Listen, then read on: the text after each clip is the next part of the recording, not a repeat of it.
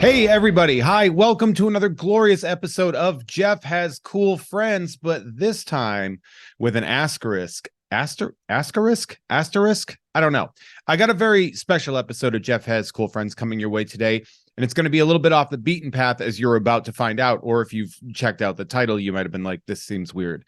As I am joined by two of my very cool friends, Aviv Rubinstein and Rachel Brodsky from the In Sync podcast, and we're doing a little collab. A little JHCF X ISP collab. I don't know how you would do it, that we're publishing through here, thanks to a very interesting scheduling snafu that has worked out to my favor, where if you are currently a listener of that show, you know that their season is winding down. My season does not exist. So we had this thing, we don't know if we're going to be able to put that up. And I was like, well, I'll take it. I'll publish it. They were all about it.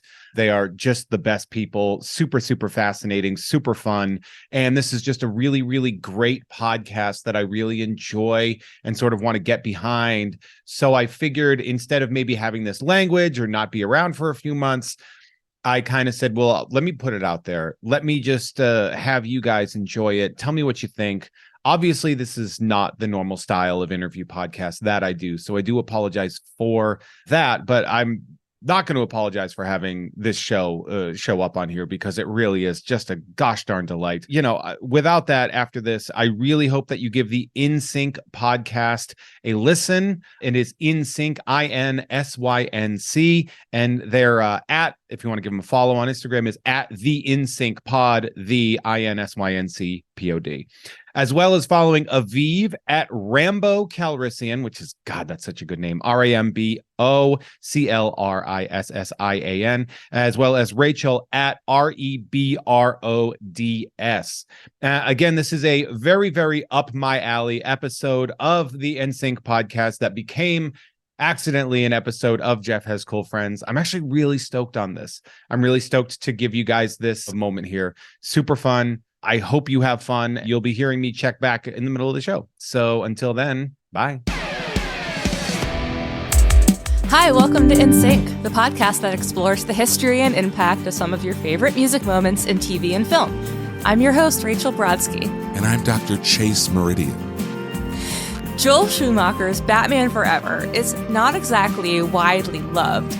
In fact, I would say the 1995 piece of DC IP is a guilty pleasure at best and ignored at worst. Starring a then very hot Val Kilmer as the titular caped crusader, Batman Forever has an approval rating of 39% on Rotten Tomatoes, based on 69 reviews, with an average rating of 5.1 out of 10. While the overall quality of Batman Forever is polarizing, everyone can agree on one thing.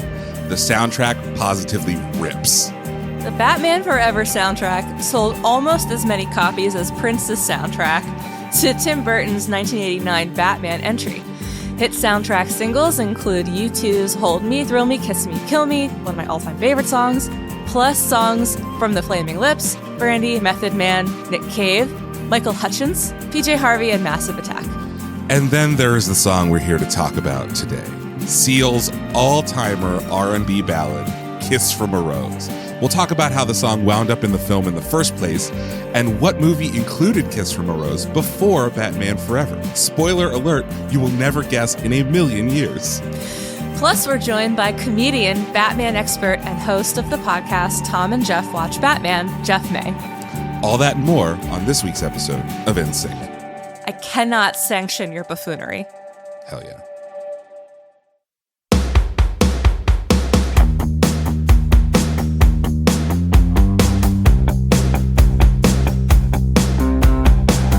Today, we're joined by Jeff May. Jeff is a comedian, a former history teacher, and a Batman superfan. He co-hosts Tom and Jeff Watch Batman, which revisits the entirety of the Dark Knight's film and television career episode by episode. Jeff, thank you for joining us. How did you get into the Batman business? And what is your relationship to Batman Forever and the song Kiss from a Rose?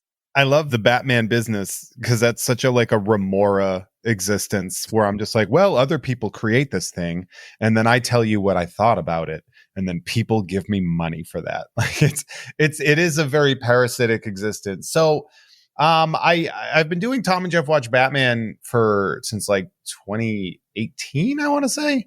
It was sort of when Cracked purged all of their main talent.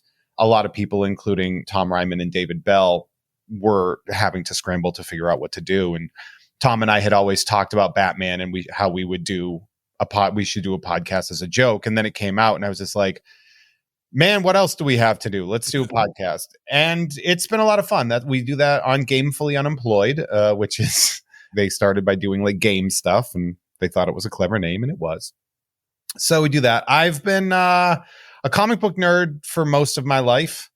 I was a fat kid in school, and I liked to fall into my adventures. Like, I don't know what else to say. Like, it was a very bullyable time for heavy kids, so you did what you had to do. Batman Forever is a movie that gradually I realized was bad. Yeah. Same. We all did it. We all had this journey. When you're in 7th grade or 8th grade, like when you're that young and you go to a movie, I lived in a very rural place. We didn't go to the movies. There wasn't like, oh, I'm going to take the bus to the movies. If you went to a movie, you had to like it. Yeah. Because if you didn't, you wasted your entire adventure. I there's like a similar perspective. The Phantom Menace came out when I was in 7th grade, and I remember like going to see it. I went to the movies a lot, but there was an idea of like, it has to be good because it's a movie. It's like up there on the screen. There are so many people in the theater, like they know something that I don't. This movie has to be well made, well written. And there are visuals that are very like it's very bread and circuses when it comes to, you're watching something and you're like, this is dazzling. Like, this is a very exciting thing to watch. And so you have this adrenaline going from these sights and sounds that you're seeing until you realize, like, wait, did he drive the Batmobile up a building? Like, it takes you at first, you're like, whoa. And then like, once it sits, you're like, woof. Whoa. But I ended up seeing that movie in the theater kind of a lot because it was just all that was available. Because we just had a twin cinema. We just had 2 movies. And so Batman Forever got a lot of my not so hard-earned dollars at the time. But I really liked it. I mean, big fan of Chase Meridian. I mean, all-timer, classic Chase Meridian. Yeah. When we asked you to do this show, you said that you were excited to talk about the second best song on the soundtrack. Yes. Which is Kiss from a Rose. Yes. So Kiss from a Rose is the second best song from the soundtrack, and the song that you don't want to inspect the lyrics too hard on, because then it seems like you're reading Incubus lyrics. Hey, no shade to Incubus lyrics. So I literally created a Twitter account called Incubus Fan Watchdog where I bark at people that like Incubus. I like Incubus. Woof. Woof. Woof. I've interviewed them twice. I bet they're really nice guys. They are actually really nice guys. That's great. It's really 100. Like, I do not fault them. My opinion of their art has nothing to do with my opinion of them as human beings. It's of a time. We'll just say that. It's of a time. Hate the art, not the artist. Yes.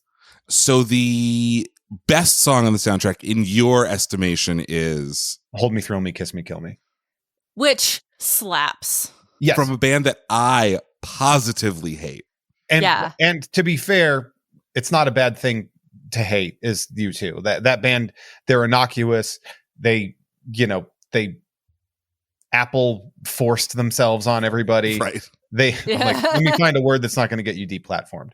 But that song is a real banger. Yeah. Like, that song is, in my opinion, the best song they did in the 90s by far. I think it's probably in their top 5 of all time. It is. And the reason why is because it is absolutely not a U2 song. Yeah. Like, they're not taking themselves seriously. Yeah, it's because they had just wrapped Zoo TV, right? Correct. Yeah. So they had just wrapped that tour, and they wrote that song for this. Yeah. And this is a one-off. This is a Lucy. And there's like a riff. There's like an actual guitar riff in it, which is unlike any other U2 song. It shreds so hard. Yeah. It should be the only song throughout the whole movie. Is really like should when just something play over happens, and over. you should start hearing. Yeah. And you could be like, I think Batman is going to kick some ass. Like they Yeah. did the Nirvana song in the new Batman, the Batman. Oh, yeah. I didn't actually know for a very long time that Hold Me, Kiss Me, Thrill Me, Kill Me. Hold me, kiss me, Hold me, kiss thrill me. me. Kiss me, kill me. Yeah. I didn't know for a long time that it was a Batman song. No, I just thought it was a kick-ass U2 song. I think I went the opposite, where I knew it was a Batman song before I knew it was U2. I was also, you got to remember too that I think I'm ancient in this room. I'm the older one, being a hair over 40, that I was old enough to be musically aware.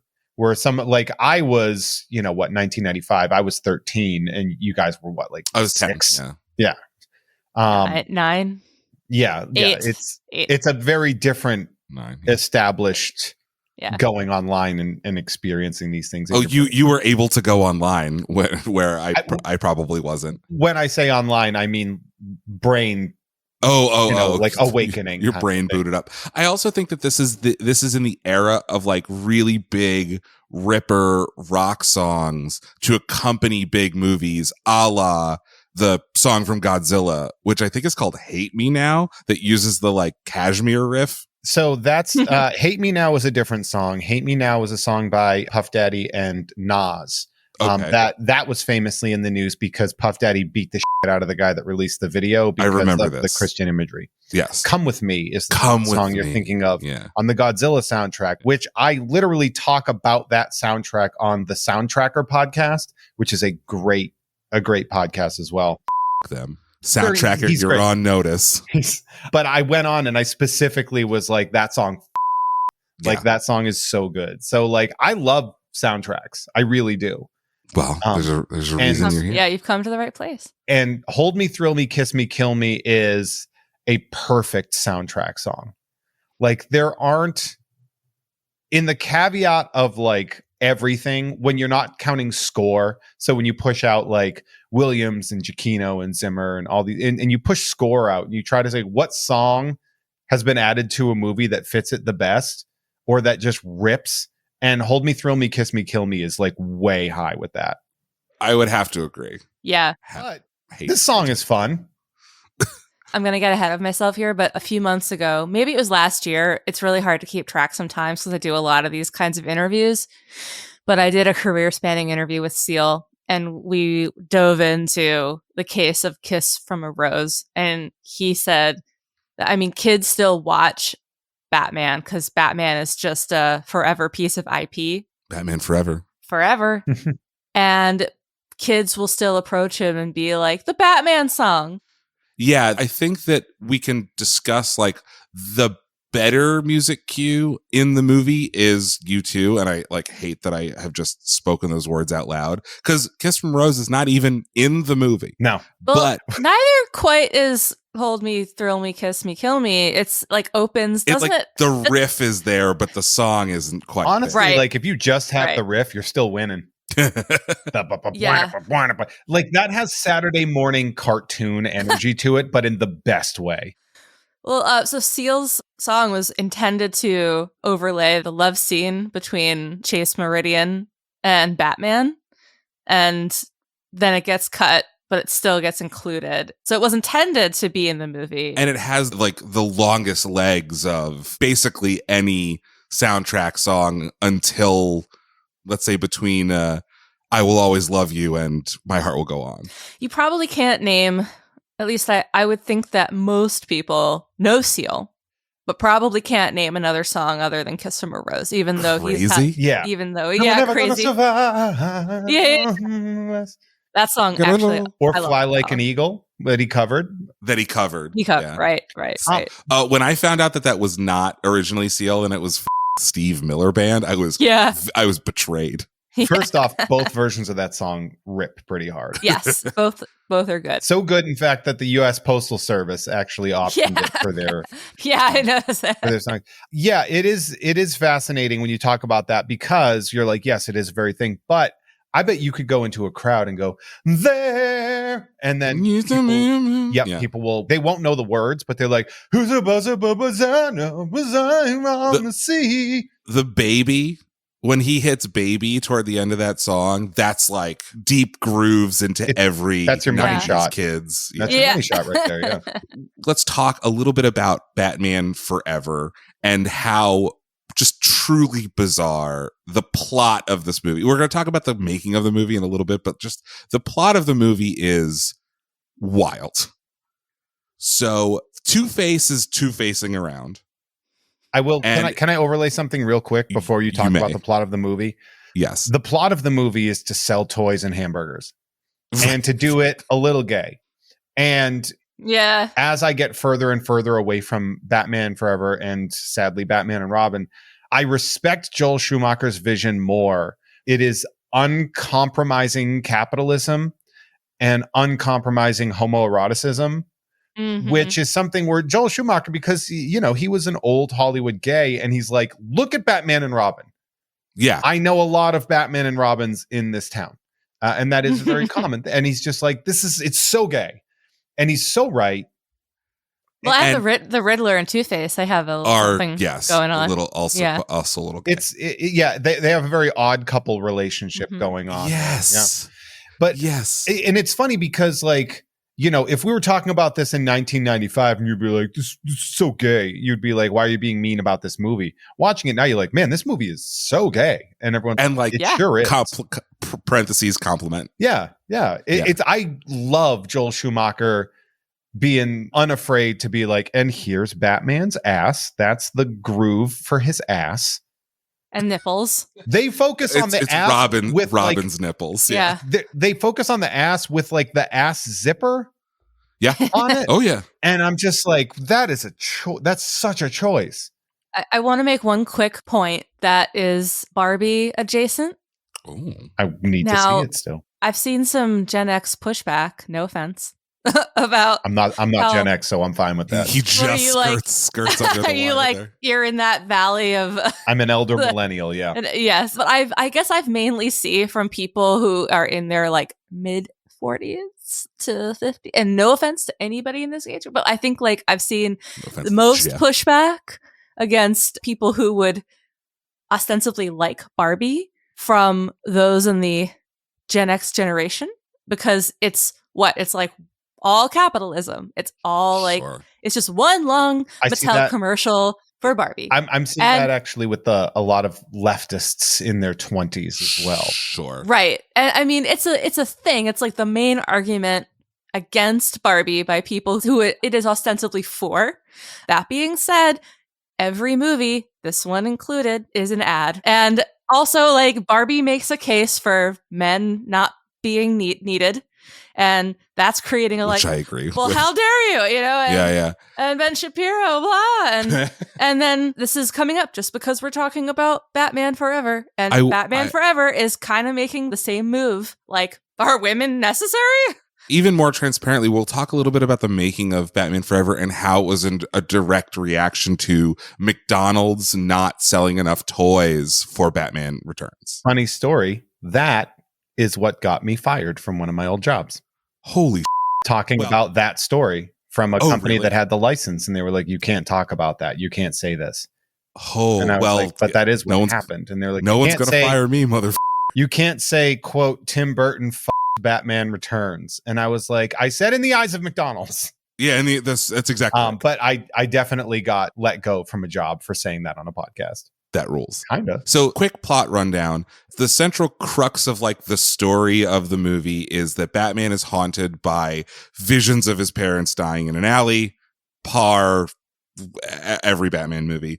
Meanwhile, Edward Nygma, played by Jim Carrey, is obsessed with Bruce Wayne and has created a device that allows people to like beam their televisions into their brains, and as a part of that, he is able to steal their intelligence and becomes the Riddler as a result, or like kind of in tandem with that. Two-Face is two-facing around and kills Dick Grayson's entire family. Dick Grayson, who is 25 in this movie. Yeah, that's a 30-year-old, 17-year-old in this, yeah. And so Chris O'Donnell's Dick Grayson comes to live with Batman and his old gay compliment butler, Alfred. and then he like wants revenge on Two-Face and becomes Robin as a result of it. And Batman at the end of his torrid affair with Bruce Wayne / Batman at the end of his torrid affair with Dr. Chase Meridian, who was invented for the movie. Which sounds like a bank. Yes, it certainly does. But in the best sexy way. bank. The sexiest Sexy bank. Has decided that he is Batman not because he has to be or because of any sort of childhood trauma, but because he chooses to be. He like just loves having a double life and beating criminals to a pulp. I love it. And so many turtlenecks. So many turtlenecks. A lot of 1995. Dr. Chase Meridian moves to Gotham, I think specifically to try to the Batman. Yes. I think that's actually like pretty specific, right? Yeah. She's like, yeah, I'm obsessed with him in the sexual way. And with special guest appearances from a currently reinventing herself, Drew Barrymore, and friend of the show, Debbie Mazar, as... Which, were they the same level of star? Like fame level at that time? Because that Sugar and Spice, like those two characters, I looked at that and I was just like, I mean, I guess Debbie was in Goodfellas 6 years ago. So Drew has had like a really roller coaster career, and there's a really great, I think, 2-part episode of You Must Remember This about her career. But she was a big star in the 80s with things like E.T. and Firestarter. Then she became like a bad girl. She got emancipated from her family at 15. The Letterman dance. She wound up in rehab a handful of times. There were some kind of really tough mental health years. And then in the mid 90s, she was reinventing herself as Sugar. Wholesome. Yeah. As the good girl, right? When in, 2 or 3 years prior to that, she would have been Spice, right? It's a very interesting, she has very angelic facial energy. And yeah, Debbie Mazar does have the I will stab you energy of the other character, which I'm into. Was Veruca, what is Firuza Banks not Fairuza available? Ball. Oh, yeah. Fairuza Ball. Fairuza Ball. I really struggled with that's a real missed opportunity. Or maybe she was in the running. It's not. Maybe she was on the set of The Craft. Couldn't make it. True enough. It is one of those things where you're looking at, you're like, well, you got these two, because they were both accomplished actors at the time. And just be like, there is not a lot. Their residuals are going to do fine. I'm sure they checked their line numbers and were like, all right, yeah, I'll do this. I think this brings us to something that Rachel and I talked about offline, which is like, this movie is largely unconcerned with women. Yeah. Yeah, that's not the framing of it at all. Women are kind of an afterthought. It gets even worse in the next one. Oh, yeah, because they center a woman character, but in a couple women characters, but not in a good way. Yeah. But I wonder if that is that this is total speculation, marketing thing of boys like Batman, so we don't need to include the girls. Is it this is a big gay spectacle, so we don't need women? What is the reason? Or is it just run-of-the-mill patriarchal sexism? I mean, it's a superhero movie. Superhero movies are not always historically kind to women. That's a good point. I honestly think it's more the first two. I wouldn't classify Joel Schumacher as a run-of-the-mill misogynist. Sure. I just think he's somebody that has focused. I don't cast any aspersions. He's done a lot of great movies, and they tend to be boy centric, and also flatliners. Yeah, very, very true. It really does seem like he's like, all right, well, this is clearly about two gay men, and I think the reason that I'm kind of giving this more consideration or asking the question to begin with is because, and not to obsessively compare this to Batman Returns, Batman Returns has a woman's empowerment subplot, right? Mm-hmm. Selena Kyle is a school marm. She gets pushed out a window, and now she's she says, "I am Catwoman, hear me roar," right? And then they are just massively overcompensating in the other direction in Batman Forever.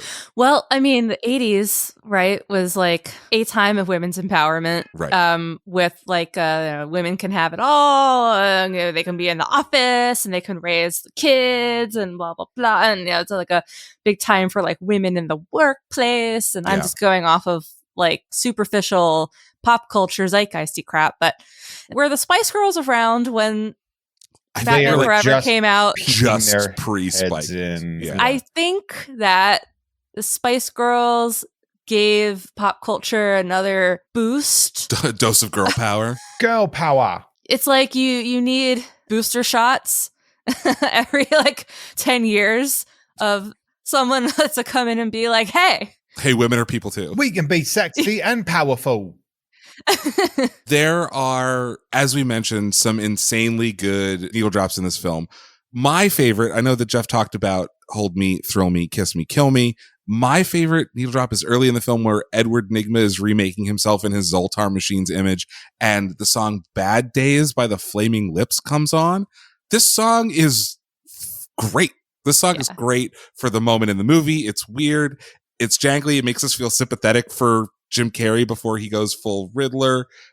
And it's a track from their 1994 album called Due to High Expectations, the Flaming Lips are providing needles for your balloons, which I think fits into the theme of today, which is like a reaction to people's expectations and like what could have been. Also, this album bizarrely features a cover of Little Drummer Boy. But the thing that I keep coming across when we look at Batman Forever and Kiss from a Rose is like, there were so many almost like false starts and different better versions that were trying to get to us. And eventually this is what we got. Yeah. This was the first Batman movie that I saw in theaters and I was obsessed with it. I also probably saw it 10 times in 1995 alone. Did you get the toys? Do you have the Riddler with trapping brain drain helmet? No. I had the Batman 89 flappy winged thing that like I broke because I played with it so much.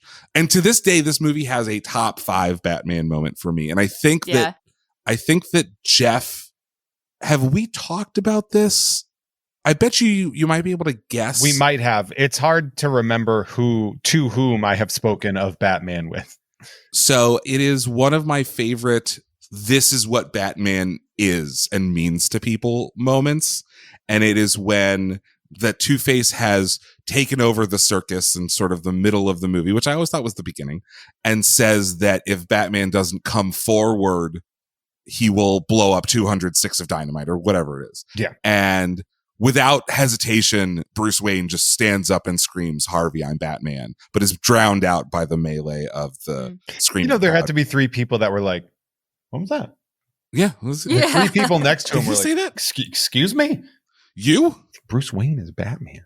I think I heard those are the people that conveniently got crushed by that bank vault or whatever that's falling from the sky. But yeah, that to me is like, that's a person who understands what Batman like means and represents and means to people. Is that the scene where Batman finally ends up crashing through? No. There's another scene where Batman, one of my favorite scenes is Batman puts during the the vault robbery, back. when Batman, which actually is the beginning. And there's a guy in the crowd right behind Chase Meridian that goes, "Yay, Batman!" And he's my second favorite character right behind Boiling Acid.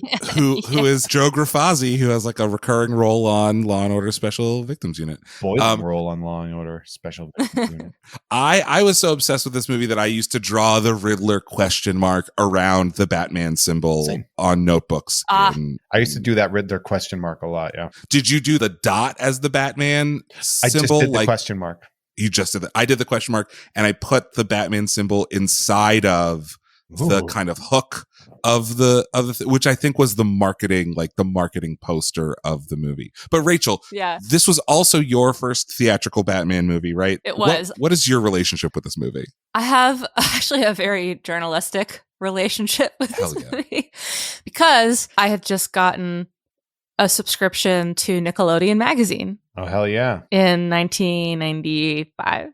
I remember being sick. I had a bad cold, and my mom came home and handed me a copy of Nickelodeon magazine. I think she must have subscribed to it, and this would be an amazing place to just drop in a little clip from the original ad for Nickelodeon magazine that I think probably lives in all of our heads rent free.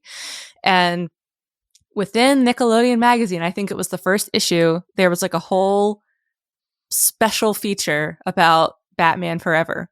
And Val Kilmer was really popping off at that time. I think that's when I became aware of Val Kilmer. And I was like, this seems like it's very exciting. Everyone's very excited about it. And I watched a lot of TV as much as I could at the time. And there were so I had Batman Forever fed to me. Oh, yeah. Oh, yeah. Via other media. But I don't think that I actually saw it in the theater because I can't say that I cared that much. Like, it wasn't in my frame of caring, though I recognized it as being a big deal. Right. And then I saw it later, probably on TV, and liked it, thought it was meant to be a good movie. And then that feeling has evolved a lot into it's a great movie. Yes. It's a great movie, but not in any of the way it was intended to be. Oh yeah. Like, your Nickelodeon magazine was my Wizard magazine at that time. Weekly. Yeah. Mm-hmm. Oh, and you were Entertainment Weekly? Yeah. I used to read those in detention a lot, which I had a lot. Never got detention. I was Me neither. too much of a Rule dork. follower. Yeah, rule I follower. Spent the majority of my 8th grade existence in office detentions. We got a real John Bender on our hands. It was so Oh, yeah. stupid. Like, and I would read, and I remember I still have, and I hung it up in my classroom as a memory. I cut out a picture of Henry Rollins from the Liar video of Hell him yeah. wearing the Superman costume from Entertainment Weekly. I kept it. And when I became a teacher, I put that up on the wall to remind myself that kids that do things can wind up being great, as like a, hey, you were the ass. Yeah. Also, I just like that picture. We've mentioned both U2 and Henry Rollins, and so I think it's a good time to mention the quote that Henry Rollins has about U2 absolutely destroying them. But I want to talk a little bit about how this movie came to be. This is a story, as I mentioned, of what could have been. And I think it's safe to say that everyone out in listener land is familiar with the character of Batman, but the story about how Joel Schumacher, the director of The Incredible Shrinking Woman and The Lost Boys, which is also very gay, And the client. and St. Elmo's Fire. I was going to say, and don't cover Flatliners. up like the client. St. Elmo's Fire, by the way, is like my least favorite movie. Really? Yeah, it's so chaotic. I don't think of it at all. I have no opinion on St. I Elmo's thought I Fire. would like it because I have liked similar minded movies Sure. of the 80s. It wanted to be The Big Chill. Yes, Yeah. but for teens. It was a Yeah. post Yeah. Brat Pack too. Yeah. So how did that guy take the reins of the Cape Crusader from Tim Burton? And how did Val Kilmer don the cape and cowl? It's the story And do pretty nothing with it. Nothing. So, fun fact, on purpose, kind of, Batman Returns, the previous Batman movie, is one of the weirdest and now most beloved Batman movies. So that movie was released in June of 92. It was directed by Tim Burton, who had returned from his original Batman in 1989. Bertman Returns. Bartman Returns. And he also did Edward Scissorhands in the intervening couple of years. Right? Edward Scissorhands is I think, 1990. And it stars Michael Keaton, Michelle Pfeiffer, Danny DeVito, Christopher Walken. It made $267 million at the box office, which was a step down from the over $400 million that Batman 89 made. These are still like massive numbers in early 90s dollars. It's also the nastiest of the Batman movies. It is deeply, deeply weird and gross, and like DeVito like bites some guy's nose off. It goes for it. Danny DeVito's character is a gross sewer pervert, and we're just supposed to be like, this Let's is not a say things we Batman can't thing. take back. Like there were like parental concerns. Right, about because this. previous to this, the Penguin was like a dude who wore a tuxedo. He was a penguin because he was not a man-penguin hybrid mutant, but because he just liked to dress nice. Yeah. He was just Burgess Meredith being like, bah, bah, bah, bah, bah. And then they're like, what if he was a sex pest? So Warner Brothers was disappointed with the box office run because it made $150 million less than the first film. But after Batman Returns came out, it was deemed too dark and inappropriate for children. And McDonald's recalled the Happy Meal tie-in. And that's when Warner Brothers decided that McDonald's pulling the toys was like the last straw for Burton. I have a question Yes. about the Happy Meal toys because I have a memory I'm trying to figure out if my Happy Meal toy of Batman was one that was recalled, because I had it was like a little figurine, and his little like belt thing came out on like a string, and then you could just This is Jeff's bread and butter. So what you have, I believe, is it's either Toy Biz or Kenner, but that's an Iron Winch Batman or standard Winch Batman action figure. You got a real toy. The Batman Returns toys were cars. So you had Penguin with a spinning umbrella in the front. You had a Batmobile. I remember those cars. And you had Catwoman in the Catwoman mobile, which she doesn't actually exist. Yeah, I don't remember how I got to have one of these Batmans, but I played with it all the time. I loved it. It's a good one. It's a great toy. Wish I still had it. I think they have like 2 different face variants of that as well. There's one that's like a rounded jaw and one that's a square jaw of that specific toy. This is just my life. I'm sorry. This is like, so do you want to plug your other podcast? I mean, there are other podcasts. I have 1,000 of them, but I also run a comedy show in a toy store. Yeah. And you have I Must Break You, right? That's more of an Instagram and YouTube video thing, but I break open packs of trading cards. And then give them permission to die. Yes. I must break you. Yeah. Well, it's actually, I must break you. It's from Rocky 4. It's from Rocky 4. But yeah, it's not every day that a boxer nerd opens packs of cards, and that's called a break. Where it was actually my co-host of one of my shows, Nerd, Dre Alvarez, was like, if you don't call this I Must Break You, I'm going to be very upset. And I was like, you got it. There you go.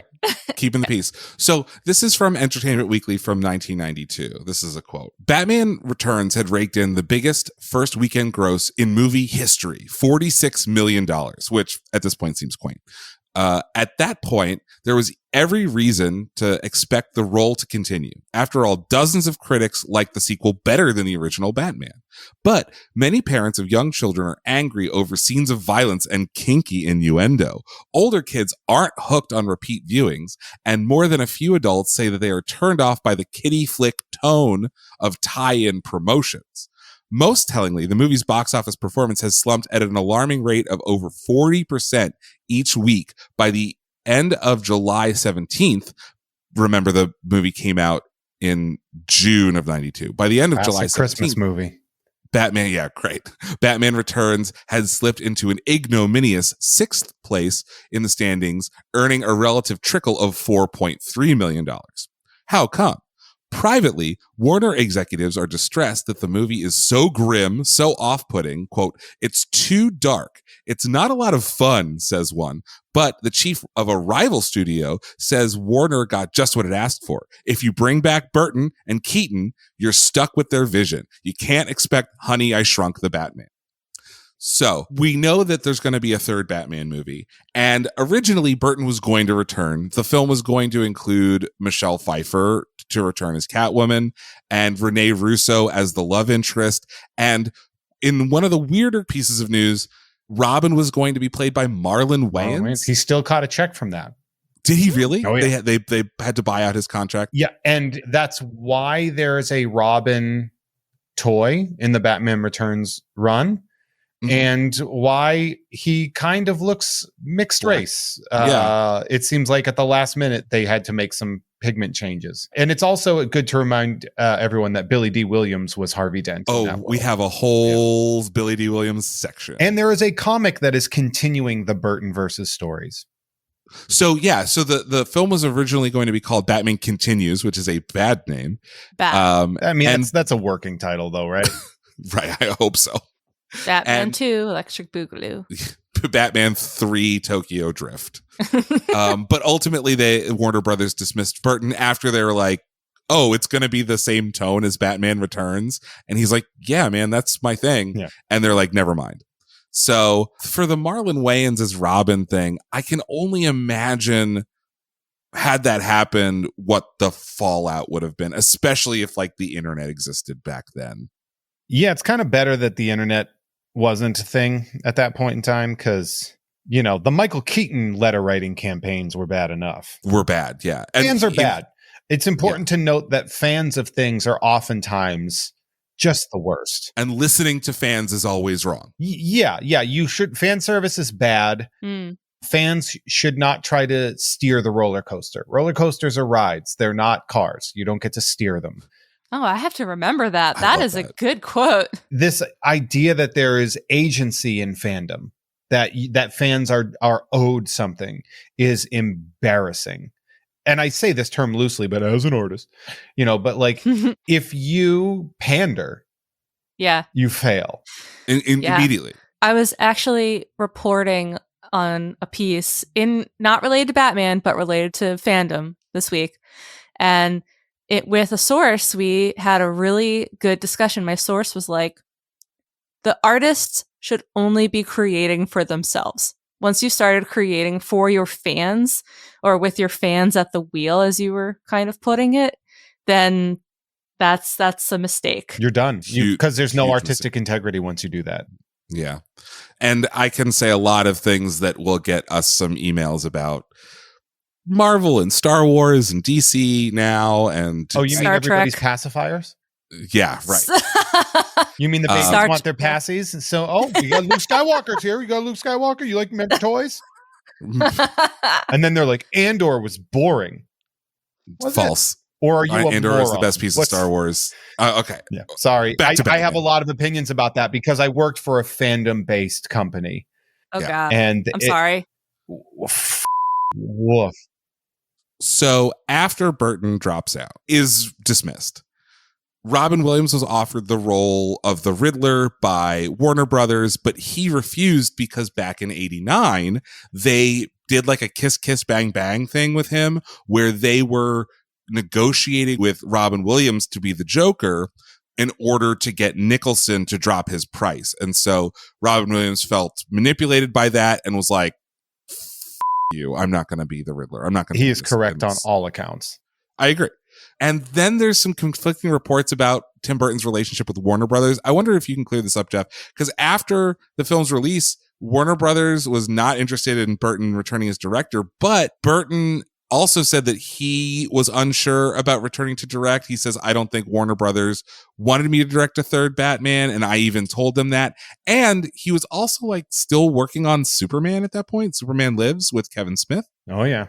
For Warner Brothers. So, yeah, the thing about this business in general in this world, and I think everybody knows this at this point in time, but the big emphasis is like it's called show business, not show friendship. And it's very rare that somebody, if they are wronged by a company, are going to stay wronged by them. They're going to be like, well, we still have to work together in the future. So there is a chance that there was a bad relationship with Warner because of that. But I think he was just like, I think we agree that it almost seems like a mutual uncoupling. We want different things. Yeah. But then why take those sensibilities to Superman is my question. But that's like well, I mean, we don't know if those are the sensibilities he was bringing to Superman. He might have been bringing Pee-wee's Big Adventure energy to Superman. Like we don't. A movie I have never seen. Oh, that's unfortunate. Yeah. Another casualty of Burton's departure was Lando Calrissian himself, Billy D. Williams. D. Williams, baby. So in the first Batman movie, in Batman 89, which is technically not the first movie, he plays District Attorney Harvey Dent, and he only accepted the role with the knowledge and expectation that Dent would eventually become Two-Face. And he had a clause built in his contract reserving the role for him, Billy D. Williams, in any sequels, and Warner Brothers had to buy out his entire contract so that they could cast Tommy Lee Jones. Do we know how much he got for that? Probably a good chunk of money. I don't know how much, but it wasn't insignificant. Yeah. It is funny to me that was like the night where like, who was hot? Jim Carrey. You know who else was getting hot at this time for some reason? Tommy Lee Jones. Like it is crazy to me that both of those characters were on like a very similar upward trajectory. But Tommy Lee Jones was actually sloppy seconds for who they really wanted, which was, I cannot believe I'm going to say this, Mel Gibson. That makes no sense. Why not? Whatsoever. To have Mel Gibson play Mel Two-Face? Gibson play. Why would that be bad? He's an insane person in real life. Yes, and not only that, but he's good at playing insane people. We saw that in the Lethal Weapon things. The other thing you got to remember too is that Harvey Dent is supposed to be hot as is he supposed to be attractive? He's supposed to be like a sexy DA. I guess that's like the Aaron Eckhart. Okay. Not a mean old man who just needs Ritalin. Like, so honestly, that might be perfect casting because Mel Gibson is like a sexy older dude and also like deep down very evil. Yeah, because we're forgetting that this is 1994. Right. Mel Gibson too, which like, do you want a guy who can bring duality to a character? Now, I'm not going to throw my like 2023 rose-colored or truth-colored glasses out at Mel Gibson. We didn't know how he was going to be. He still had to get wasted in Malibu for us to figure that out. Sure, he was too busy making Hamlet. I mean, like to be in Batman Forever. Yeah, like here's the thing though, like he was really great at serious roles and he was really great at like fast-paced comedy, like action comedy. He's the perfect choice for Harvey Dent. We just didn't get him. I'm glad that ultimately he wasn't gotten. Full agreement. Any opportunity that he has lost, I'm fully okay with, but I'm not going to pretend like I knew, or even that Hollywood knew. I think that Hollywood knew. Not to get into a whole thing, like a lot of the time when news comes out, it's like an open secret already. I'm sure he didn't start saying the N-word in 1999. 100%. Well, but his father was like a known Holocaust denier. Yeah, his father was always pretty nuts. But I actually am like a fan of his 90s work. I really like him in Conspiracy Theory, which is like a Richard Donner movie that basically no one has seen. Yeah, he's not a bad actor. He's a bad person. Yeah. And boy, if we're going to throw morality at people's art, I'm sorry, I'm going to have to throw David Bowie out the door. Yeah. Like where do you draw the line in retroactively canceling people? I think it's a very personal decision about where to draw the line. Yeah. A lot of people make very convenient things. They're like, I'm going to draw the line right at where the thing I like stops. Yeah. Which is, that's basically what everyone does. Yeah. You kind of have to be like, oh, well, I guess I have to accept that good, talented people can do and awful things and be awful people, because that is. Yeah, and I think this is a whole other. It's the system that enables that. Right, really the problem. The system, exactly. Yeah, 100% right. So in '93, Joel Schumacher is chosen to pick up the mantle of Batman, and he too originally wanted to make something a little bit more dark and serious that would fully explore Bruce's growing fear that Batman has done more harm than good, and that Bruce was beginning to suffer from burnout. And the executives at Warner Brothers are like, no, fun. We want fun and light. Sell the toys, make the money.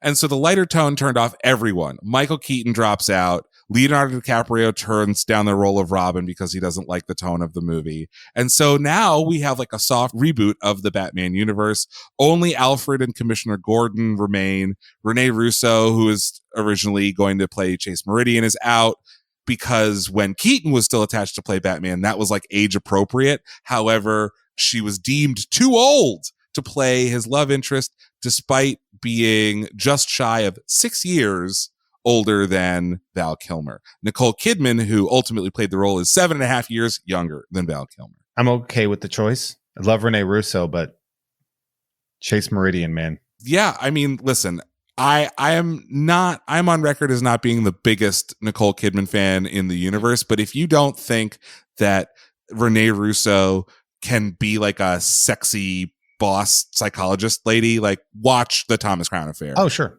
Very She's sexy movie. Amazingly sexy. And like a couple of years after this? Yeah, it was like 97, 98. 90, yeah, something like that, 99. Okay, so for villains, we have Tommy Lee Jones, who swoops in after Mel Gibson turns it down. And Jim Carrey. Jim Carrey is the biggest star in the world. This is the year before he becomes the highest paid actor on the planet. There's a rumor that Michael Jackson lobbied pretty hard to play the Riddler, but was turned down. He does this all the time. Yeah, I think that he just said like this. Yeah, like when you have that level of fame and money, you can just be like, I want a meeting with Sony about being Spider-Man. And then you get the meeting. And even though they're never going to entertain it, you still get the meeting. despite this movie's shortcomings, Jim Carrey ate that role up. So great. Yeah. Everyone is really acting to the raft. Everyone is committed. Carrey is doing Frank Gorshin. So yes, Jim Carrey is doing Frank Gorshin because he grew up watching Batman, as many people did, and Frank Gorshin was a master impressionist and physical comedian, which Jim Carrey is, and sort of like they have very similar career paths. And Jim Carrey's like, I'm going to do my version of Frank Gorshin. The problem is that level of overacting means that Tommy Lee Jones is like, I also have to be Frank to Gorshin. match you. Yeah. And so the shoot was, because of this fact and many others, not great. Director Joel Schumacher confirmed that Jim Carrey and Tommy Lee Jones hated each other. Well, I don't think Jim Carrey hated Tommy Lee Jones. Yeah. Tommy Lee Jones hated Jim Carrey. And Schumacher told Vulture that while working with Tommy Lee Jones on The Client, Jones was wonderful. But on Batman, he was really, really mean to Jim Carrey. And according to Carrey, he went to Tommy one day and said, "Hey, Tommy, how you doing?" And Jones instantly turned white and started shaking. And then he got up and hugged Jim Carrey and said, "I hate you. I really don't like you." And Jim Carrey asked, what are you doing? And Tommy Lee Jones replied, "I cannot sanction your buffoonery." And there it is. Yeah. It's funny that he got to play Ty Cobb because he brings Ty Cobb energy everywhere he goes. To everything. I really love Tommy Lee Jones. Al Gore's college roommate. Never forget. And for Schumacher, the worst person that he was working with was Val Kilmer, whose ego was famously so big that it had its own gravity. Said every director. Now, it's funny because did you see Val? Yes. The documentary. It's funny when you're like, okay, well, how much of this is ego and how much of this is wounded perfectionist theater kid energy? Probably one and the same. A little bit of both. Yeah. Probably a little column A, column B. I mean, I'm saying was not because he's passed, but just because I think he's had some time to reflect. I think he's gotten older and he's chilled out somewhat, is taking things in himself less seriously, and maybe is able to have a little more fun with roles that can be fun. Not that Iceman isn't fun, but he is so dead behind the eyes in this movie. Yes. I think he just thought this was going to be something else entirely. I think he thought he was going to be like before it existed, Christopher Nolan dark reimagining. He thought he was doing James Bond or something. Yeah. It's hard. And you know, like Val Kilmer, because the real unfortunate part to find out, and like I'm sure it must have been found out by now, but Val Kilmer was hired because of his lips. With Batman, you need to have a specific chin and lip set. Yeah, like your most of your acting is going to be coming from your eyes and then, you know, your muzzle, so to speak. And he had this beautiful mouth. And Joel Schumacher's been on record as being like, that man has the prettiest mouth I've ever seen. So that's got to be like kind of a hit emotionally to find out that you were hired not necessarily for your acting talent, which he has. Tombstone was right before this. And Joel Schumacher said he was inspired to cast Val because of his performance in Tombstone. But it also should be noted that he has like a big handlebar mustache framing his muzzle mouth in Tombstone. I'll be your Batman, Huckleberry. So Kilmer was shooting this and the underrated masterpiece Heat at the same time. Christ. Ugh. I'd be a bit of a bitch too if I was like doing those two things. Right? In Heat, his character is extremely complicated and bad and like a bad person. But I can't listen to another word about Heat. No, we're done. No, it's nothing to do with you. It's because I had an ex that would just not shut up about me having to watch Heat. You have to watch Heat. Heat is the best movie ever. And I'm just like, it's a smart penis movie. It is a smart penis movie. Yeah. And I did watch Heat and I was like, you've built this up so much. Yeah. I think it's very good. I think it's even a masterpiece. And like it didn't get its due at its time, but like the best movie ever. I don't know. Well, of its lane, I guess. You know, it's a great movie. I think nobody's going to disagree with it, but it is a movie for penis havers. But we ain't doing a Heat cast, are we? We are, and there's no music in Heat at all. Not even that Glenn Frey song. So Kilmer and Schumacher clashed during filming of Batman Forever, and Schumacher described Kilmer as childish and irresponsible, childish and impossible. And according to Joel, Val refused to talk to him for 2 weeks after Joel told him to stop being rude to people. And this behavior was repeated basically on every set that Val was on throughout the 90s, including the ill-fated The Island of Dr. Moreau shoot, which caused the director to get fired and like go off and live in the woods. Could you imagine having those two as your principal actors and just being like, I'm going to make a movie and it's going to be smooth? Yeah, those two being Val Kilmer and the actor that he clashed with on that film, Marlon Brando. Famously easy to work with. Famously the least effort actor who has existed past 1970. But during filming, Val Kilmer would experience batsuit woes, which is something that basically every Batman actor has experienced and like passed down to the next one like a curse. So he couldn't hear what anyone was saying because of the rubber cowl, and the suit weighed over 100 pounds. It restricted his movements. He couldn't pee. In the documentary Val about his life, he noted, quote, whatever boyish excitement I had going in was crushed by the reality of the bat suit. Being isolated in that way no doubt contributed to his reputation as being difficult to work with. But he was at least gracious enough to stick around during filming to greet Warren Buffett, who brought his grandkids to set. Yeah, so gracious. I don't know. But Warren Buffett brought his grandkids to set. And according to a New York Times profile, Val was about to take this bat suit off. Buffett and the kids arrived, and he like stuck around to greet them as Batman, but the kids were not interested in Batman. They only wanted to see the Batmobile. And so this like snapped something in Kilmer's head, and he's like, there is no Batman. There is only the Batmobile. It's not about Batman. And he said, quote, this is his quote to the New York Times, that's why it's so easy to have 5 or 6 Batmans. It's not about Batman. There is no Batman. So this dead behind the eyes thing that you are talking about in his performance, I think is like a direct result of... he is the real dead eyes. Yeah, he is the real dead eyes. And he got snubbed by like a billionaire's grandkids and is like, you, I'm taking Batman away from you. Honestly, like if you get insulted by kids, then dressed as Batman, you need to check your ego. I mean, the thing about it too, though, is like somebody dressed as Batman. How many birthday parties have you been to? Like kids don't understand. Like Warren Buffett's like, under there, that's Val Kilmer. Yeah, who gives a Willow? Like, and the kids will be like, real genius. Like, like nobody cares.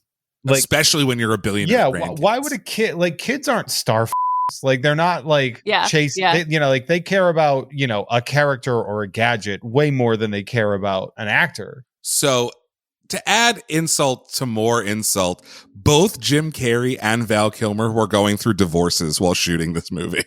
Classic. Cool. So Val Kilmer was such a famous ass in the 90s that when he got throat cancer in 2015, the general consensus in Hollywood was, well... Aww. Yeah, I'm sure a couple people went, couldn't happen to a nicer guy. I've heard people say that. Oh, yeah, there you go. And in other weird casting news, Schumacher apparently had asked Bono of U2 to reprise one of the like roles he played on the Zoo TV tour, Mephisto. And Bono declined, saying that when Zoo TV ended, so did Mephisto. But this is what led to U2 contributing the song Hold Me, Thrill Me. He's like, but we'll give you this friggin' banger. Yeah. We'll make the best song of our entire careers. Like, talk about spinning straw to gold here. You were about to get Mephisto by Bono, and instead you get Hold Me, Thrill Me, Kiss Me, Kill Me. This is the theme of the entire episode and movie, is like what could have been, and like this is what we got, and like maybe we're lucky, but maybe we're not. We're going to take a quick break, and when we come back, we're going to learn all about Seal and how his little-known 1987 B-side made it into Joel Schumacher's Batman Forever.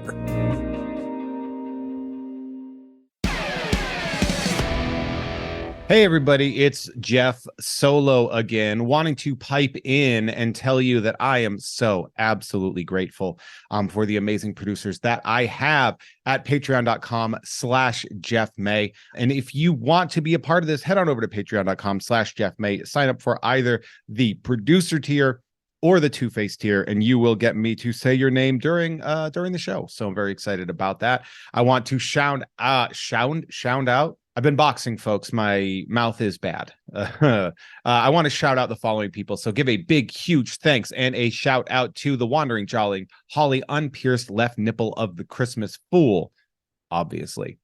Shout out to Eat Die Grand Canyon. Who wins in the What If crossover we truly deserve? Doo-doo Suit Bruce versus Doo-doo Suit Logan. So many inside jokes, and I love them. Shout out to the producer formerly known as the Ghost of Dave Thomas. Aldo Vargas is a couple months behind on his podcast, but he'll hear this eventually. Shout out to Carson. Shout out to Mr. Billy Beck. Shout out to the To Be Terror Bunny. Says support workers egg Bob Iger, unless that's legally actionable, in which place please swap in a Hollywood producer. Shout out to Justin Wood, Bart Fartigan, Dan Adamski, world's humblest man. Norm from Cheers, Dan Hackroyd. Mindfreak 555 says stop Cop City. Shout out to Eat and Die, the Goonies. Shout out to check out this month's Nerd with Dre and Jeff. I believe we did, if you're listening to this in September, the Bobby Fischer, the Searching for Bobby Fischer episode just dropped in our first season of sort of parental neglect. Very, very fun. Shout out to watch me use these prehensile nipples to pick up pennies off the floor. Shout out to the Oatmeal Savage. And finally, shout out to some guy I hate named Sean. Again, I want to thank all of them. And if you want to be a part of that, head on over to patreon.com/Jeff May for the producer tier or the Two-Face tier. Two-Face, you get the rookie card tier, so you get a package in the mail, and the producer tier. Very excited about that. I love putting those packages together. So if you like getting personalized letters and tchotchkes in the mail and trading cards from good old Jeff, head on over. But for now, back to the show.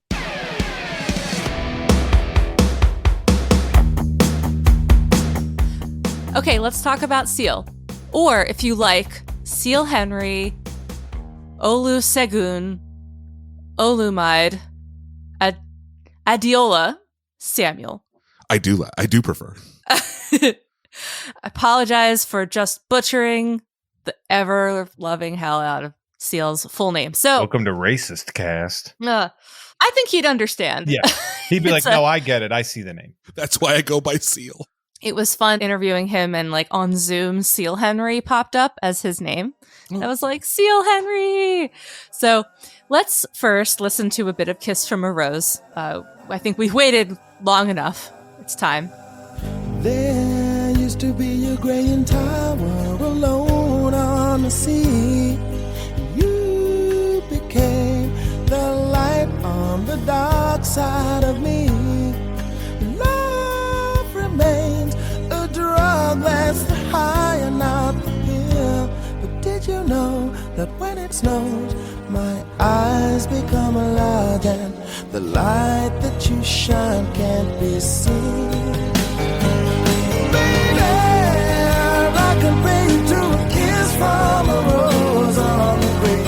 Ooh, the more I get, I feel stranger it feels, yeah. And now that your rose is in bloom, a light hits the gloom on the grave. And now that we've listened to a bit of one of the most bangers of all time, one of the most just passionate, loins-stirring ballads of the 90s, if not all time. Let's talk about Seal. Seal was born in London. He got his start singing in local clubs and bars. He performed in a funk project called Push. And he traveled around a lot. He went to India and Asia, at times with bands and other times as a solo act. When he got back to England, this is like early 90s, like rave London scene. And he starts to collaborate with house DJ Adamski, and they release Seal's breakthrough song Killer, which immediately went #1 in the UK. It also appeared on his self-titled debut. I don't know if I've ever heard Killer. We could listen to that a little bit. Yeah, let's listen to a little bit of Killer. Let's listen to Killer. Loneliness, that's a killer.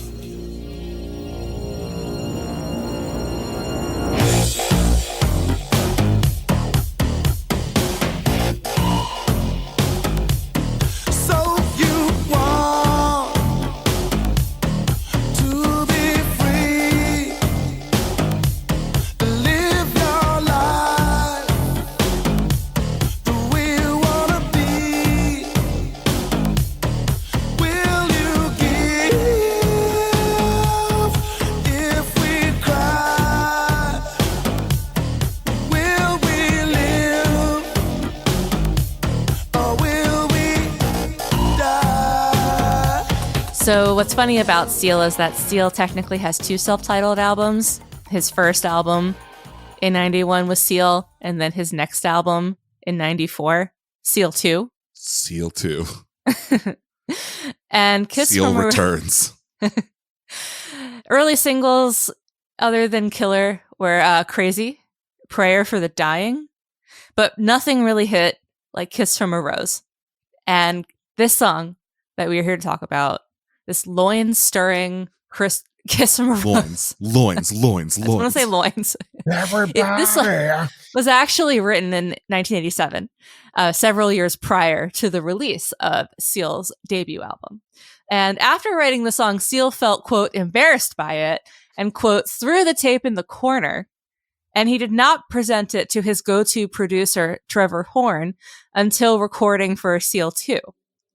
In 2015, Seal said of Kiss from a Rose, quote, to be honest, I was never really that proud of it, though I like what Trevor did with the recording. He turned that tape from my corner into another 8 million record sales, and Holy my name shit, became a household name. 8 million records is so big. That's some so records. many records. Yeah. Though it was released in 1994, it really didn't do serious numbers until it was released the next year on the Batman Forever soundtrack. So Joel Schumacher essentially is to thank for the incredible success of Kiss from a Rose. And on the strength of this movie placement, Kiss from a Rose topped the Hot 100, and it won Seal 3 Grammys, Record of the Year, Song of the Year, and Best Male Pop Vocal Performance. It also gave us My Power, My Pleasure, My Pain. Oh, I can feel it in my loins. You cannot say without closing your hand into a fist and punching at the air. Somehow I'm wearing a t-shirt and it blew open in the wind. So in terms of its connection to Batman Forever, like its thematic connection, Seal has talked about the obsession element. If you look at the lyrics, to me are like a growing addiction that I can't deny. Yeah. Won't you tell me, is that healthy, baby? And then look at the Sounds movies. like he's talking to Dr. Chase It's Meridian. so funny Right? how much they're reverse engineering the meaning behind the song to me. He's They like, are "Hey, reverse there's something engineering in it." here. Let me get, so I guess the obsession. My song's kind of like that, I guess. I really, by the way, I recommend rewatching the music video if you haven't watched it lately, because the music video intercuts a lot of scenes from the movie. It's like the horniest music video ever. They cut Batman coming out of the fire looking so horny. He's like sweaty and horny coming out of that fire. Oh, so good. And like the whole like passion obsession element is kind of like played up, as you said, retroactively. So Dr. Chase is obsessed with Batman. Robin is obsessed with avenging his parents' death. And Edward Nygma, as you pointed out, Jeff, is obsessed with Bruce. So there's your through Connections. line. There's your through Bruce line. is obsessed with his dreams. And Bruce with is him, with obsessed his own dreams. identity. Yes, and so to date, Seal has released 10 albums. He's had a robust career since Kiss from a Rose. He's in a lot of TV and movie spots. He has been on The Masked Singer. He's been married to Heidi Klum. He's eaten an entire loaf of bread in front of Carly Rae Jepsen. What is the context of that? I don't know. We talked about this in our interview because Carly Rae Jepsen, I guess they were sharing a jet, and Like you do. Carly, Obviously. there was a point. It wasn't like they just happened to be sharing a jet. I think they might have just been going to the same place or something or another. And Carly talked about in an interview watching Seal just eat one piece of bread, take it to the eating an house. entire loaf of bread. I love Like That man does not look like he consumes carbs. Honestly, though, that makes him more relatable to me. well, he told me a couple of things at the time. He told me one that just based on how he was raised, like his family didn't have very much growing up, and so a snack was a snack, and you don't waste food. But on the other hand, since he's become mega famous, that's obviously very successful. He has been enlightened on when the best time to consume carbs are. And it's on a private plane. More like time of day, but yeah. Where else? I mean, Yeah. He's also in the incredible documentary Pop Star Never Stop Never Stopping, which is like a yearly watch for. I just watched it this week. It's so but funny. it's a yearly watch for me. My friend is a featured extra in that. Oh my god! He's I just saw it actually. Oh, funny! I hadn't seen it until like way later because I think because I had a job once where I had to like track Justin Bieber's every move and then write about it. Sure. And I think I was just too like triggering. traumatized by that. But I did see it with Taylor recently. I think we watched it over Thanksgiving, and we both were like holding our sides, laughing from how funny it was. Incredible movie. And Seal is amazing in it, and he's like he like battles a wolf, and he's like, How do you think I got these? How do you think I got these scars? Yeah. Anyhow, but originally Kiss from a Rose, it was the 4th single from his second album. And as a single, it only charted at 63 and then it dropped to 80 something in the next week. And it was just over. And I want to read some quotes from the interview I did with him where we really talked about this. And he said he was already in the studio making the 3rd album. And this is now Seal. Quote, I got a phone call from Joel Schumacher and he said, listen, I'm making this movie. I need a song for a love scene between Nicole Kidman and Val Kilmer. Do you have anything? I said, I love that he like conveniently leaves out that it's a Batman movie. He's like, oh, the 2 hottest stars on the planet. Yeah. Do you have anything that could get them hornier? He said, no, I don't, because I'd finished promoting my 2nd album. I'm in the studio making my 3rd. Bob Cavallo, who was my manager at the time, sent Joel Schumacher a copy of my 2nd album with an asterisk next to Kiss from a Rose. And he said, Joel, listen to this song. Joel Schumacher calls back the next day. Oh, I temped the song in the scene. It's completely wrong. It doesn't fit. But you know what? I just love this song so much. I'm going to stick it on the end credits. Hell yeah. Hell yeah, dude. That's Joel Schumacher being a bro. Yeah, hooking it up, man. Especially because it peaked at 63 and Joel Schumacher gave it the second life. So Seal goes on to say that Joel, when they're talking about making a second music video, I guess there was a first video for Kiss from a Rose, but MTV wouldn't play it. Joel and Seal, they worked together to make it like a Batman Forever themed video. And Seal says, so much of my career I owe to Joel Schumacher. He said, look, I'll make a video for you. Come down to the Paramount lot. I'm not going to charge you anything. It's all in the spirit of the movie. It's all for the greater good. This is still Seal. I don't have any fee. This is a big time director who sticks me in front of the the bat signal, shoots me, has me performing the song, puts a wind machine on me, and he intercuts it with scenes from the movie. And now MTV has to play it. They have to play the song. They have no option. They have to. Yeah. Meanwhile, the movie's doing okay, but the song is going through the roof. Same song. We didn't re-edit the song. We didn't remix it. Didn't recut it. We didn't sing the vocals again. The same song that went to the charts at 63, died, dropped to number 80 the first time around, would have been long forgotten. But Joel Schumacher is the one that brought the song to the world. And it just shows how you need like a giant corporate apparatus to take something. This is like a case study, right? Is like the song did okay. 63 is nothing to sneeze at, but like it went to number 1 and has sold 8 million records because it had Warner Brothers pushing it and putting it in front of people's earballs and eyeballs all the time. We were also at like the height of soundtracks too. Like we can't deny that like soundtracks sold units back in the day. Like look at like 1993 to 1998. That is a soundtrack goldmine. So I had to ask Seal at the time of our interview, well, what was it like standing in front of the bat signal? And Seal was like, well, I wasn't going to do the video otherwise. I mean, right.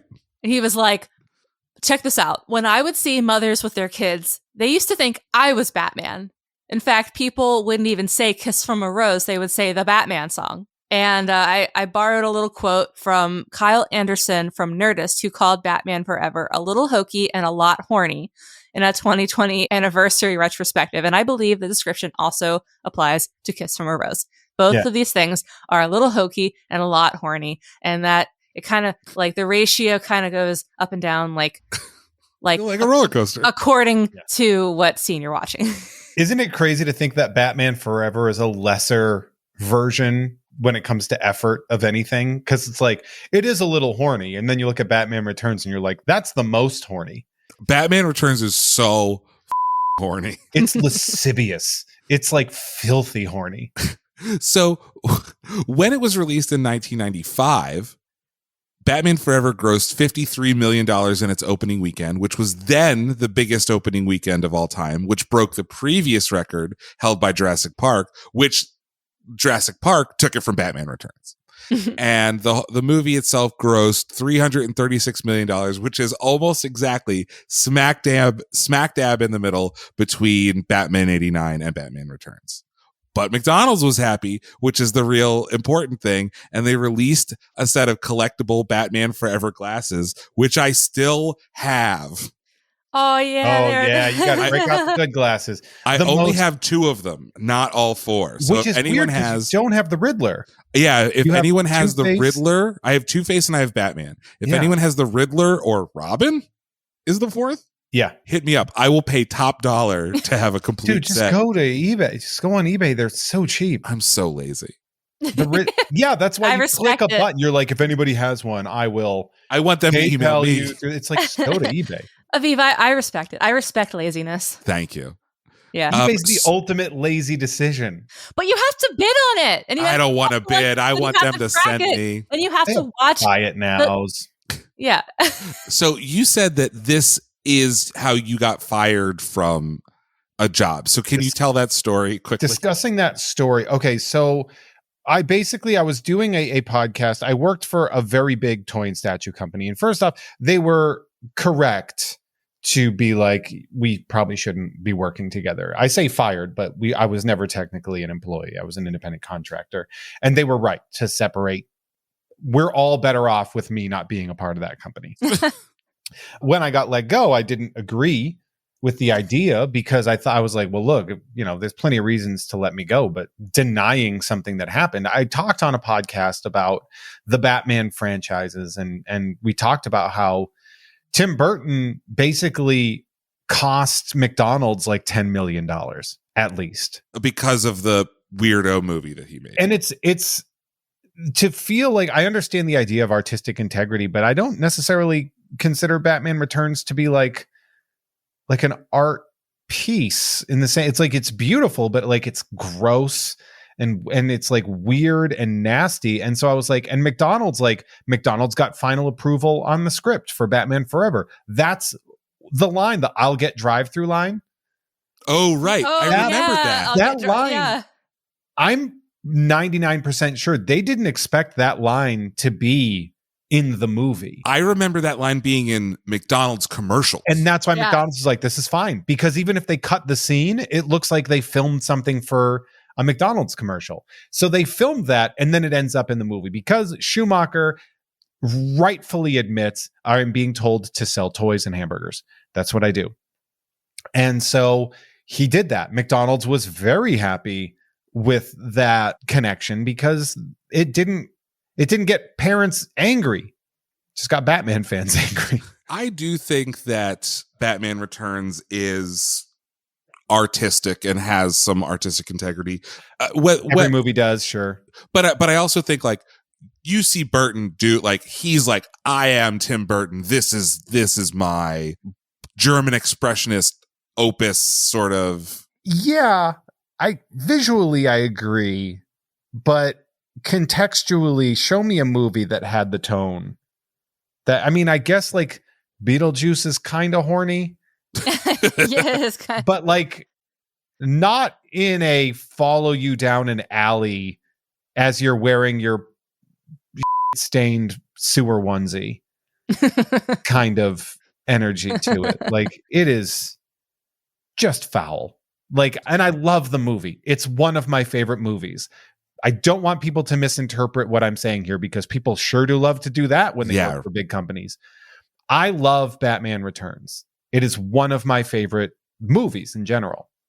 A great experience for me. I saw it when I was like 9 years old or whatever, like really sweet spot. First and foremost, Batman is an unhinged psychopath that murders a lot of people in those movies. Let's not pretend that that's not the case. But also, like, it's a nasty movie. It is a filthy, raunchy, gross movie. No disagreement here. Other than I don't know if I want to get sucked into eBay for buying these glasses. I'm looking at it right now, and you can get Me too. Like you can get the Riddler one for like, $8 with shipping. Yeah. So Kiss from a Rose, which was, as Rachel mentioned, written in 1987 and shelved, appeared on a different movie soundtrack the year before Batman Forever. Another Forever-themed film and another threequel that replaced its previous director and star and cast a now famous comedian as the main antagonist. That's right, The Never-Ending Story Part 3. Classic. That famous comedian, by the way, was Jack Black, who plays the leader of the gang of meanies that torment Bastian Balthazar Bucks in Fantasia. People forget that Jack Black was pulling bully roles big time in there. His role in Mars Attacks was big bully energy too. Very true. Now, only if that soundtrack sold 8 million copies. He was also kind of like a low-key bully in High Fidelity. Yeah. I agree with that. Like a lovable bully. And a mildly sarcastic bro in the Cable Guy. Like a music nerd bully. I forgot he was in The Cable Guy. Yeah, he's one of the friends in the basketball game. Yeah. There is also a rumored alternate version of Batman Forever. So the idea is that a lot of cuts were made to the film based on test screenings and audience reactions. This happens to basically every big budget movie. And photographs from the scenes that were cut have always been available since the film's release. They were in magazines. Some of the excerpts from these scenes are even in the music video for Hold Me, Thrill Me, Kiss Me, Kill Me. The one that speaks out the most to me is the Bruce and the Bat having like their promotional fight night weigh-in photograph. So there is a rumored scene where Bruce fights a giant bat in his mind. Like a literal giant, like a man-sized bat. Not man bat, a man-sized bat. Man-sized bat. There's a difference. In 2005, there was like a DVD release of I wasn't say original 4 Batman movies, like to correspond with Batman Begins coming out. And Forever was the only film in the franchise to include a dedicated deleted scene sections in its bonus content. And so Joel Schumacher died in June of 2020, and media outlets immediately started reporting the possible existence of a Batman Forever extended cut, which is reportedly 45 minutes longer than the 2 hours and 5 minutes that Batman Forever already is. Could you imagine? So it is Batman Forever. It is Batman Forever. Yeah. And journalist and comic book nerd and podcaster Mark Bernardin claims to have seen it, that it is darker and it contains less camp than the theatrical cut. Some of the differences include the human-sized bat, less emphasis on Dick Grayson, and like way bigger subplot on Bruce's psychological issues with like dealing with Batman and talking with Chase Meridian. And Warner Brothers even confirmed that alternate test screening cuts still exist. This is within an interview in Variety, that the footage still exists, but they have no plans to release it, and they're unsure about like what footage remains.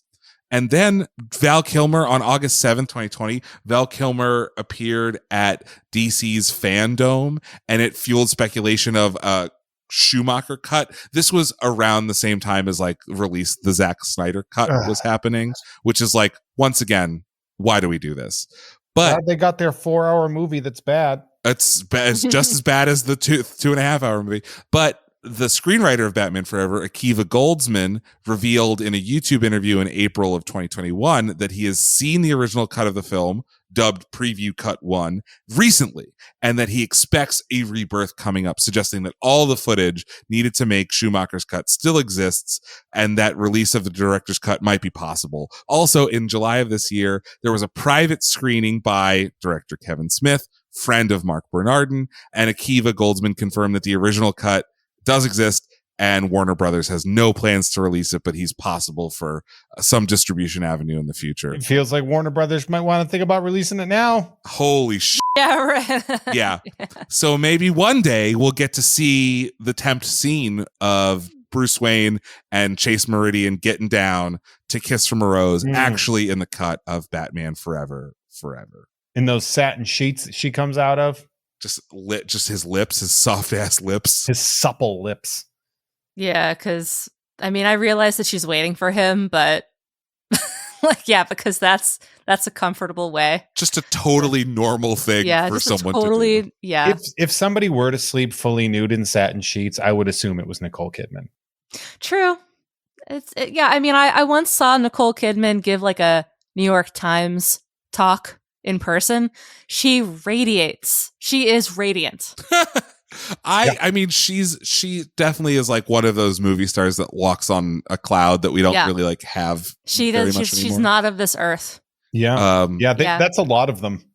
Yeah. It really is. Yeah. It's just aggressively tall women and aggressively short men with this weird ethereal beauty.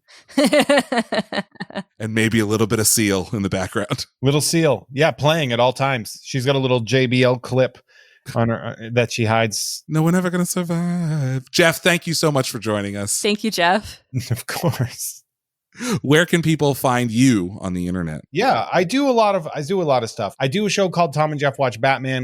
You can find it at Gamefully Unemployed. It's mostly behind the Patreon paywall, but we have released lots of free episodes, including our Batman Forever episode with one of my other co-hosts, Adam Todd Brown, as the guest. So you can check that out. Speaking of Adam Todd Brown, I am on a network called You Don't Even Like Podcasts, which used to be called Unpopular Opinion, that we started on Cracked.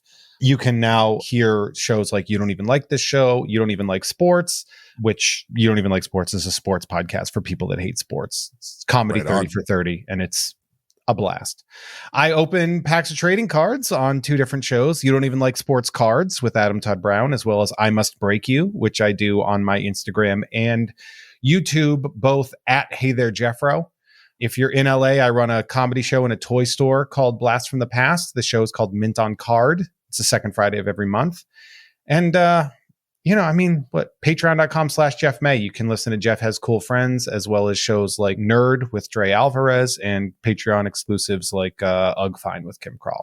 I do a lot of shit, man. You do a lot. You have a lot of shows, my guy. I do. I've managed to find a decent enough work-life balance where I can stop working at like 5 p.m. Oh, that's nice. That's the dream. But yeah, I'm a stand-up.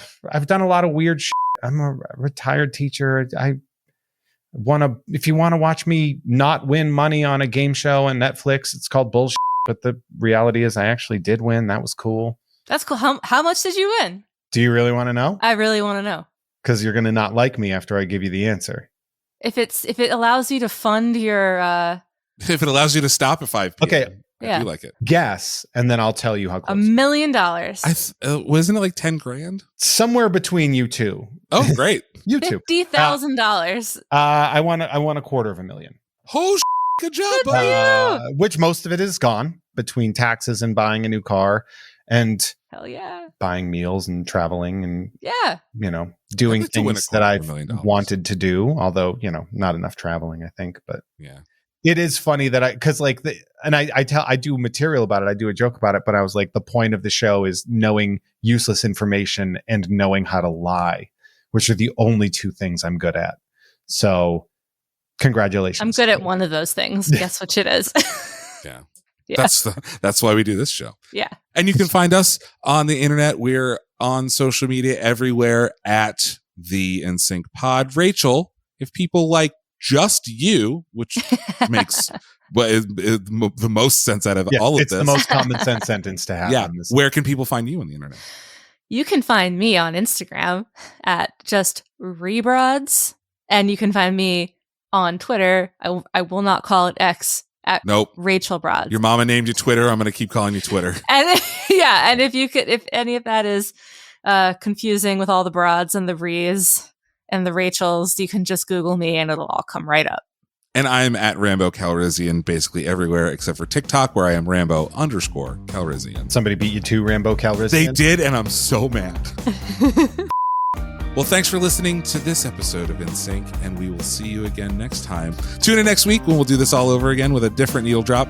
And thank you for listening. Thank you for listening. Thank you for listening. Thank you for hand me the keys.